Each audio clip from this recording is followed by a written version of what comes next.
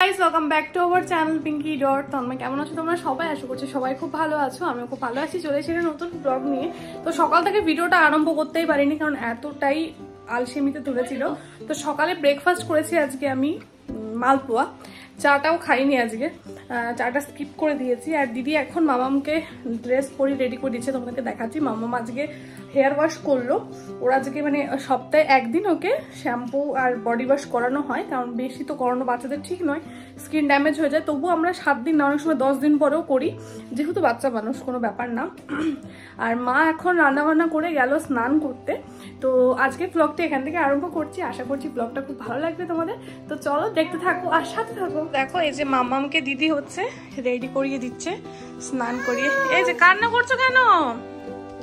আর এখন হচ্ছে মামামের লাঞ্চটা আমি বানাতে যাবো, তো তোমাদের সাথে শেয়ার করছি মামামকে আজকে কি খাওয়াবো। আজকে ভেবেছি মাখানা রোস্ট করে ওটা গুঁড়ো করে ওটা ল্যাম্প্রো দিয়ে খাওয়াবো। এই যে মামাম, এই যে তাকাও, এই যে তাকাও। তো দিদি ওকে রেডি করাতে থাকুক, তখন চলো আমরা মানে মাখানাটা করে নিয়ে আসি। তো প্রথমেই ওর বটলগুলো ধুয়ে নেওয়া হয়। আসলে মা সকালবেলা জল কিন্তু মানে গরম জলে কিন্তু ওটা একটু স্টিমুলেট করে নেয়, কারণ যেহেতু বাচ্চার জিনিস তো জার্মস থাকতে পারে। দিয়ে এই ছোট ফ্লাস্কটাতে আপাতত জলটা রাখা হয়, কারণ ছোট মানুষ তো এখনও সেরকমভাবে জল তো খাওয়া শেখেনি, তো ওটুকুই কাফি হয়ে যায়। বড়টা এখনও ওই জন্য ইউজ করছি না, ছোটোটা কিন্তু ওর গিফটে পাওয়া, বাট বেশ কাজে লাগছে ওর কিন্তু এখন। তো ওর জন্য 30 ml করে জল ভরে নিই, আর ট্রাই করি দিনে 2 বার এটাকে একটু চেঞ্জ করে নিতে, খাক আর না খাক।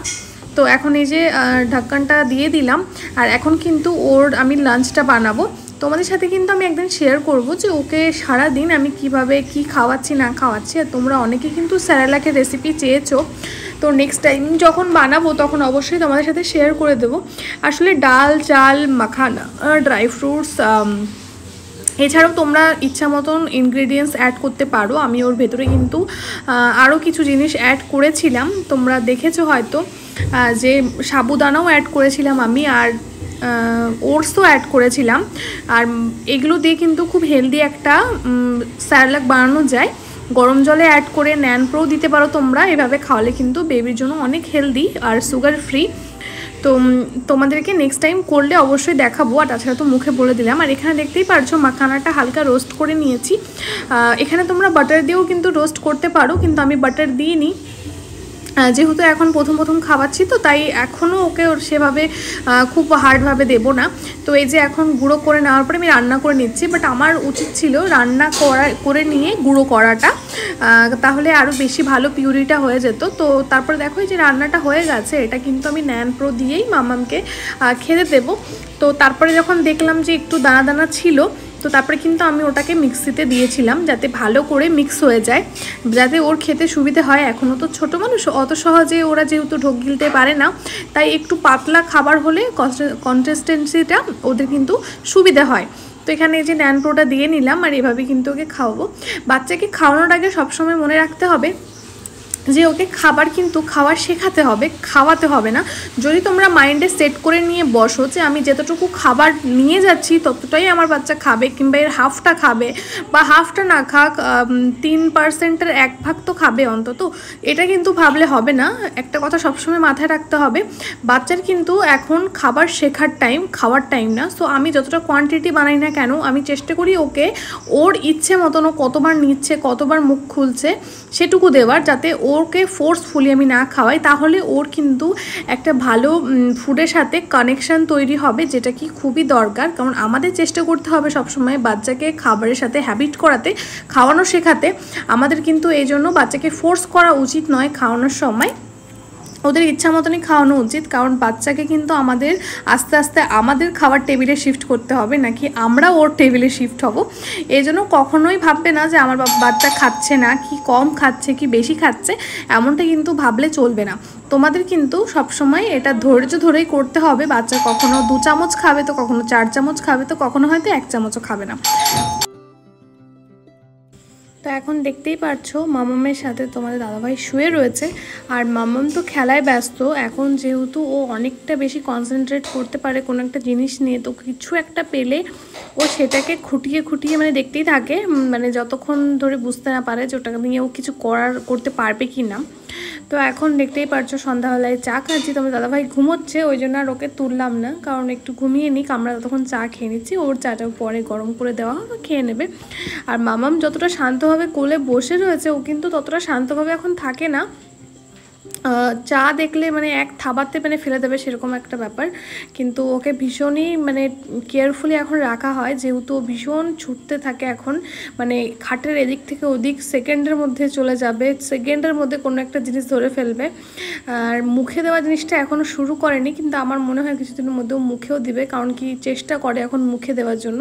তো যখন প্রপারলি হাবুর হাঁটা শুরু করবে না, তখন কিন্তু ভয়টা বেড়ে যাবে। এই জন্য তোমাদের দাদাভাই কিন্তু ওর জন্য দুটো জিনিস অর্ডার করেছে, তো তোমাদের সাথে নেক্সট দিন নিশ্চয়ই শেয়ার করব যে কি, কারণ হাবু হাঁটতে গেলে কিন্তু ওর মাথায় প্রচণ্ড মানে এদিক ওদিক মানে গুঁতো লেগে যাওয়ার ভয় থাকে, কারণ দেখেছি ও যখন সামনের দিকে এগোয় ওর খেয়াল থাকে না যে কোন মানে সামনের দিকটাতে কিছু আছে, ওর মাথায় লেগে যেতে পারে।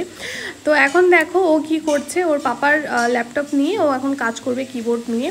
তো এই কিবোর্ডটার সাথে যে ও কী না করেছে, পুরো লালা টালা দিয়ে চেটে মেটে মানে টাইপিং করে পুরো অবস্থা খারাপ। তো রাত্রে কাজ করার সময় তোমার দাদাভাই বলছিল যে ওটা কাজ করছে না, তো বলছিল হিসু করে দিয়েছে নাকি আবার ওর পরে, কিন্তু না, ওকে তো ডাইপার পরানো থাকে, তো হিসু করার ভয়টা থাকে না। তো তোমরা জাস্ট দেখো যে ওর কত ইন্টারেস্ট, মানে ওর পাপাকে যখন ও দেখে যে ওর পাপা ল্যাপটপটা খুলেছে, ওর কোনো দিকে চোখ থাকে না, ওর শুধু ল্যাপটপের দিকে চোখ থাকে, মানে ভীষণ ইন্টারেস্ট বলতে পারো মানে এইসব মানে ল্যাপটপ ফোন এইসবের দিকে।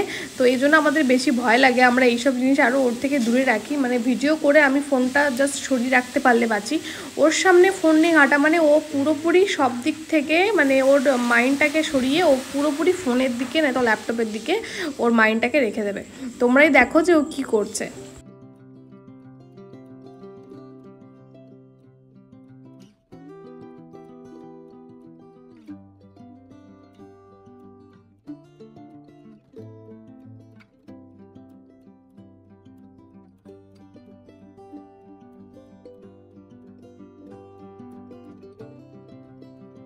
তো দেখো মামামের পাপা ওকে হাসানোর জন্য কি করেছে, ও জানে না যে আমি ভিডিওটা নিয়েছি, বাট এভাবেই ও কিন্তু মামামের সাথে সবসময় এনজয় করতে থাকে, আর মামামও কিন্তু এগুলো দেখে ভীষণই খুশি হয়, তোমরা ওর মুখটা দেখে বুঝতেই পারছো। আর মা তো ওকে নিয়ে মানে মোটামুটি ঘরের ভেতরে এদিক ওদিক করতে থাকে যাতে ও একটু হ্যাপি থাকে, কিন্তু আমার মেয়ের এসি ঘরে ভালো লাগে না, ও সবথেকে বেশি খুশি হয় বাইরে নিয়ে গেলে, তাতে ও যতই ঘেমে যাক না কেন ও বাইরেটা বেশি পছন্দ করে। কিন্তু এখন এত গরম এত মশা যে নিয়ে যাওয়াটা একটু বিপজ্জনক, কারণ একটু সময়ের জন্য গেলেই না মশা কামড়ে দেয়, মা বুঝতে পারে না। তারপরে বিকালবেলা সবাই মিলে খেলাম সিঙ্গাড়া অনেকদিন বাদে, আর মামাম দেখো এখন এরকম হাত ধরে থাকলে না মানে ধরে ধরে দাঁড়াতে চায়, মানে ধরে রাখলে পা এগোয় প্লাস পিছায়, দেখো সেটাই তোমায় দেখানোর চেষ্টা করছিলাম যে ও কিন্তু সামনেও আসবে আবার পিছিয়েও যাবে।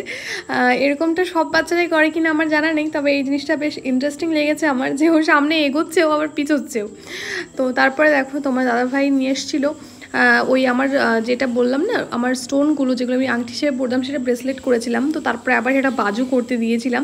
তো তোমার দাদাভাইটাও ও দিয়েছিল করতে, তো এখন ও দিদিকে হাসানোর জন্য বলছে বাজুটা আমি যে নিয়ে এসি সেটা দিদিকে বলবো, কিন্তু আমি গলায় পরে ও গেছে দিদিকে হাসানোর জন্য, কিন্তু আমার দিদির কোনো রিয়াকশানই নেই, ও প্রথমে খুঁজেই পাচ্ছে না যে কোথায় রয়েছে বাজুটা, আর তন্ময় বলেই যাচ্ছে মানে কন্টিনিউয়াসলি যে আমি পড়েছি দেখো, তারপরেও দেখেছে যে হ্যাঁ ওর গলায় রয়েছে, কিন্তু ও সেরকমভাবে হাসেই নি, ও এদিক ওদিক দেখছে দেখো।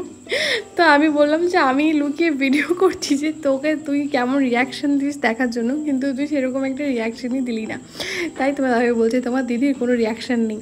তো দিদি রান্না করছিল চিকেন আর রুটি হবে বোধহয়, না ভাত হবে জানি না, না চিকেন বিরিয়ানি হবে আমার ঠিক খেয়াল নেই, কারণ এই ব্লগগুলো অনেক দিন আগের তো সেগুলো ভয়েস ওভার দিচ্ছে এখন। এই দেখো গ্যাসও ফার্স্ট এখন আমার ফেভারিট হয়েছে, আমি গ্যাসের ওষুধ খেতে একদমই পছন্দ করছি না, তাই তোমার দাদাভাই অনেকগুলো গ্যাসও ফার্স্ট এনে দিয়েছিল আমাকে। আর এখন দেখো মেয়ে আর পাপা খেলা করছে, আর মামামকে এখন ফ্রেশ করে রেডি করিয়ে দেবো, ওর কিন্তু রাত্রের ডিনার কমপ্লিট হয়ে গেছে। তোমাদের সাথে কিন্তু আমি ওর মোটামুটি সমস্তটাই শেয়ার করি আর শেয়ার করব, তোমরা সবাই পাশে থেকো সাথে থেকো। তো এরকম করে ও কিন্তু খেলতে ভীষণ পছন্দ করে। নর্মালি ওকে বসিয়ে রাখলে কিন্তু ও অতটা হ্যাপি হয় না, বিরক্ত বোধ করে। ওকে নিয়ে নাচতে থাকো, চটকাতে থাকো, তাহলে ওর খুব ভালো লাগে। তো এখন এই যে ওকে ফ্রেশ করিয়ে দিচ্ছি রাত্রে শোয়ার জন্য। আর এই যে বিরিয়ানি হবে না, তোমাদেরকে ভুল বলেছিলাম, চিকেন আর রুটি হবে। তো মা এখানে পাশে কিন্তু রুটি করবে বলে চলেও এসেছিল। আর এখন দেখো মামামকে রেডি করিয়ে দিয়েছি। আর তোমার দাদাভাই বলছে দেখো মেয়েকে ফোন দেখালে ওর কীভাবে চোখ ঘোরাতে থাকে, দেখো এটা কিন্তু সত্যি ভীষণ বিপজ্জনক ব্যাপার। তোমরা সবাই দেখো এখনকার বাচ্চারা কিন্তু ডিভাইস খুব চেনে, ওদের কিন্তু এটা চেনানো লাগে না, আর এটার প্রতি ওদের ইন্টারেস্টটা কিন্তু আনাও লাগে না, এমনিতেই ওরা কিন্তু খুব খুশি হয়ে যায় ফোন দেখলে। আর এখন ওকে কিন্তু ঘুম পাড়িয়ে দেবো, ওকে রেডি করিয়ে দিয়েছি। আমাদেরও খাওয়া দাওয়া কমপ্লিট। তো আজকের ব্লগটা এই অবধি কেমন লাগলো অবশ্যই জানিও। ভিডিওটা যারা দেখতে দেখতে লাস্ট অবধি চলে এসেছো, আশা করছি ব্লগটা কিছু হলেও তোমাদের ভালো লেগেছে। একটা লাইক বা কমেন্ট করে যেও, তোমাদের একটা লাইক আর কমেন্ট কিন্তু আমাকে নেক্সট ভিডিও বানানোর জন্য অনেকটা এনকারেজ করে। তো চলো দেখা হচ্ছে নেক্সট ভিডিওতে, সবাই খুব ভালো থেকো।